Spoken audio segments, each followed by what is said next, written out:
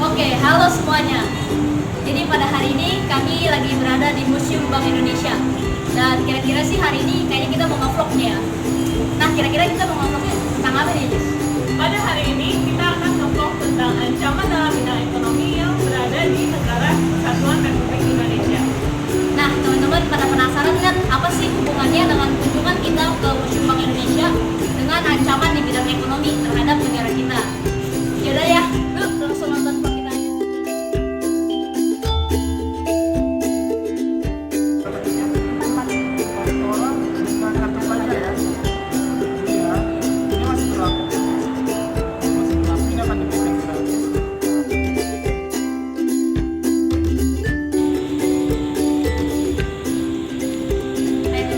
Sekarang kita udah ada di dalam Museum Bank Indonesia.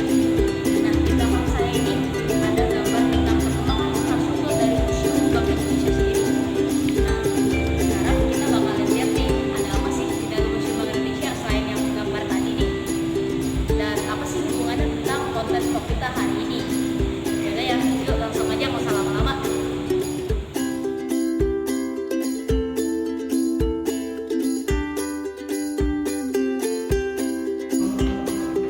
Nah, teman-teman, tadi kan teman-teman udah pada ngeliat nih apa sih yang awalnya tuh ada di dalam Museum Bank Indonesia. Sekarang kita bakal lanjut nih dengan membahas konten vlog kita, yaitu tentang ancaman ekonomi terhadap bangsa Indonesia sendiri. Tapi sebelum kita masuk ke ancaman ekonomi, pertama-tama kita bakal membahas apa sih ancaman itu. Jadi teman-teman, menurut Undang-Undang Republik Indonesia Nomor 17 Tahun 2011 yang membahas tentang intelijen negara, ancaman merupakan upaya, pekerjaan, kegiatan, atau tindakan dan baik dari dalam negeri maupun dari luar negeri yang tentunya dinilai dan atau dapat membahayakan baik dari keselamatan bangsa, dari keamanan, dari kepentingan nasional di berbagai aspek, contohnya seperti ideologi, lalu ada politik, ada juga aspek sosial budaya, ekonomi, dan juga pertahanan dan keamanan, serta di keutuhan wilayah bangsa Indonesia itu sendiri. Nah, selanjutnya kita bakal membahas tentang ancaman ekonomi, tapi belum sekarang nih teman-teman. Sekarang kita bakal lanjut dulu nih, lihat-lihat apa lagi sih yang ada di dalam Museum Bank Indonesia. Tetap stay tune di vlog kita ya teman-teman.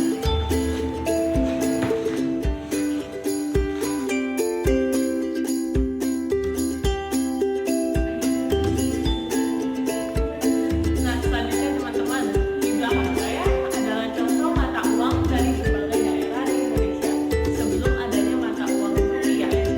Teman-teman, tadi kan kita udah membahas nih pengertian ancaman menurut Undang-Undang Negara Republik Indonesia.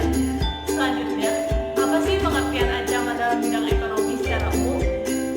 Pengertian ancaman dalam bidang ekonomi adalah setiap usaha dan kegiatan, baik yang berasal dari dalam negeri maupun dari yang luar negeri, yang dinilai dapat membahayakan keamanan finansial maupun pertumbuhan ekonomi di negara Indonesia. Selanjutnya, ayo kita lihat-lihat lagi Museum Bank Indonesia.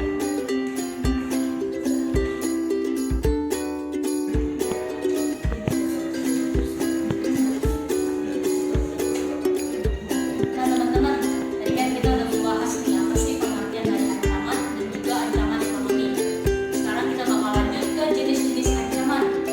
Jadi jenis-jenis ancaman itu nanti akan terbagi dua, ada ancaman internal dan juga ancaman eksternal.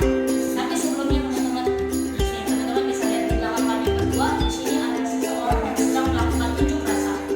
Dalam unjuk rasa ini ditujukan untuk kebijakan Butik Syarifuddin, yaitu salah satu kebijakan moneter yang dilakukan oleh Syarifuddin Prawira Negara pada tahun 1950. Jadi singkatnya, kebijakan moneter Butik Syarifuddin ini melibatkan banyak kontroversi sehingga banyak juga masyarakat melakukan unjuk rasa seperti yang salah satu pameran yang ada di belakang kami. Nah, gak usah lama-lama ya teman-teman, sekarang kita bakal lanjut aja ke jenis-jenis ancaman yang tadi. Yang pertama ada ancaman internal yang akan dibahas sama Jessica. Teman-teman, tahu nggak sih apa itu ancaman internal? Ancaman internal adalah ancaman yang berasal dari negara itu sendiri, dari dalam negeri. Ada 4 ancaman internal. Yang pertama adalah pengangguran yang cenderung meningkat.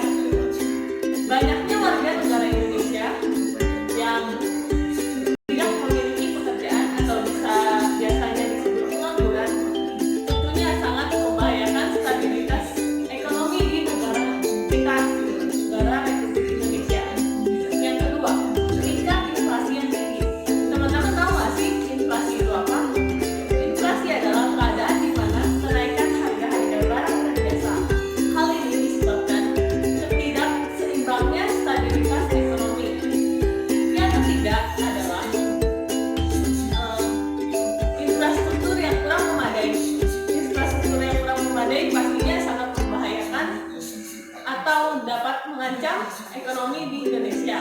Contohnya, pembangunan yang belum merata di seluruh daerah. Selanjutnya adalah sistem kebijakan ekonomi yang belum jelas. Teman-teman tahu nggak sih apa yang dimaksud? Sistem kebijakan ekonomi yang belum jelas dapat membahayakan atau masuk ke dalam ancaman ekonomi. Banyaknya kebijakan yang belum pasti menyebabkan investor ragu untuk melakukan investasi di negara kita. Nah, sekarang lanjut ke teman-teman. Sekarang bakal ada ancaman eksternal. Jadi kalau tadi yang menurutnya sih ancaman internal itu merupakan ancaman dari dalam, sekarang akan ada eksternal yang merupakan ancaman dari luar negara Indonesia. Nanti tentunya di bidang ekonomi juga. Jadi yang pertama, adanya daya saing yang rendah. Jadi apa sih dampaknya tentang daya saing yang rendah ini? Kalau misalkan produk-produk Indonesia nih teman-teman tidak dapat bersaing dengan dunia-dunia luar, tentunya itu akan menurunkan stabilitas ekonomi. Kenapa? Karena pendapatan ekonomi untuk dalam Indonesia itu akan menjadi semakin berkurang. Sementara produk yang dipakai orang Indonesia pun malah produk luar negeri, bukannya produk dalam negeri sendiri. Lalu yang kedua, ada juga ketergantungan Indonesia terhadap pihak asing. Kenapa sih? Kok buruk sih ketergantungan sama pihak asing?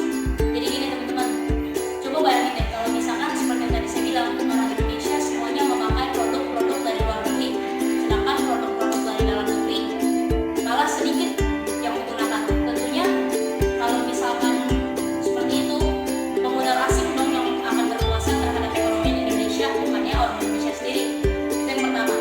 Lalu yang kedua adalah dampaknya, selain ada pemodal asing yang menguasai perekonomian Indonesia, tentunya nanti akan sedikit perusahaan-perusahaan yang akan memproduksi barang-barang di Indonesia, yang mana bila perusahaan tersebut tutup akibat tidak adanya produk yang laku, dan nanti akan berefek begitu juga pada pengangguran. Jadi banyak banget bukan yang dampaknya. Nah, selain itu tadi yang dari asing dan juga ketergantungan terhadap pihak asing, yang ketiga ada juga kinerja ekonomi yang buruk.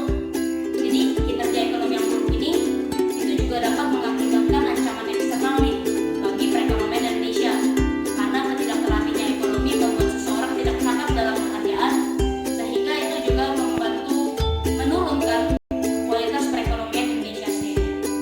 Nah, jadi itu kira-kira ancaman-ancaman ekonomi baik dari bidang internal maupun eksternal terhadap bangsa Indonesia. Selanjutnya, ayo kita melihat Bank Indonesia.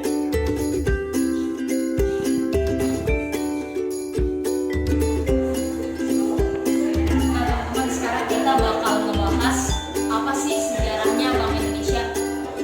Jadi di tahun 1828, pemerintah Belanda itu mendirikan sebuah bank yang ada di Hindia Belanda atau di Nusantara, khususnya di Batavia atau sekarang dikenal dengan nama Jakarta.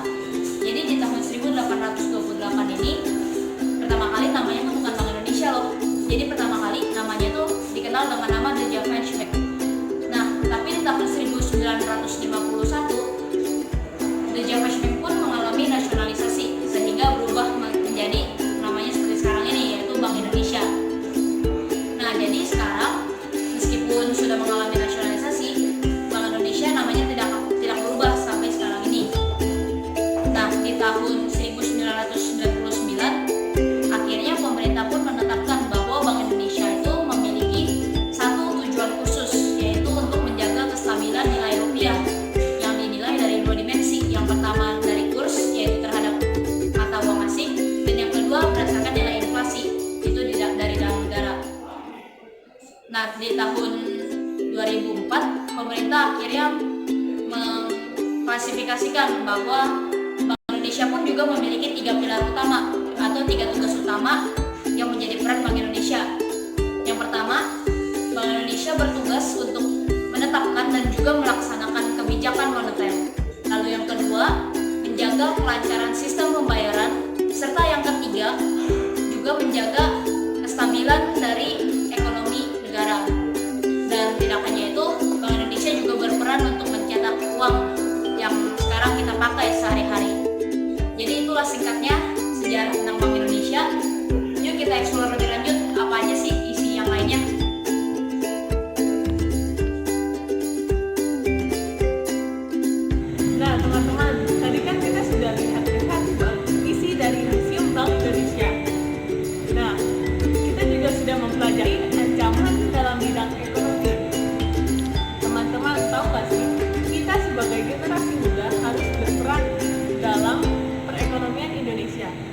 sih caranya? Yang pertama, menjalin hubungan baik dengan negara-negara lain. Yang kedua, menggunakan produk dalam negeri agar produk negara Indonesia tidak kalah saing dengan produk luar negeri. Selanjutnya, menciptakan lapangan pekerjaan. Dan masih banyak cara-cara lainnya. Nah, maka dari itu teman-teman, mari kita bantu pembangunan perekonomian di dalam bangsa Indonesia sambil menjaga stabilitas perekonomiannya, sehingga kita semua bisa menjadi sejahtera dan juga bisa menjadi pemenang di era globalisasi saat ini. Jadi sekian konten vlog kita hari ini. Terima kasih dan salam sejahtera.